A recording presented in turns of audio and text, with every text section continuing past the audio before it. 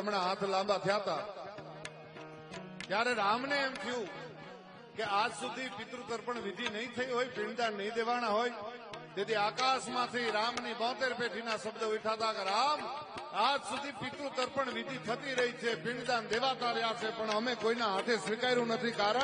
કારણ કે મને ખબર હતી કે અમારા કુળમાં રામ જેવો દીકરો આવવાનો છે એટલે સ્વીકાર્યું નથી.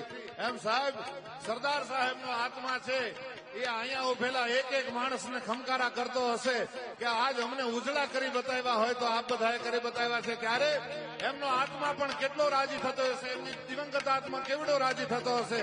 ત્યારે મને મેઘાણીનું અમર કાવ્ય યાદ આવે. મોર બની ધન ગાટ કરે મને, મોર બની ધન ગાટ કરે, મોર બની ધન ગાટ કરે મને, મોર બની ધન ગાટ કરે, મોર બની તો મોર મારું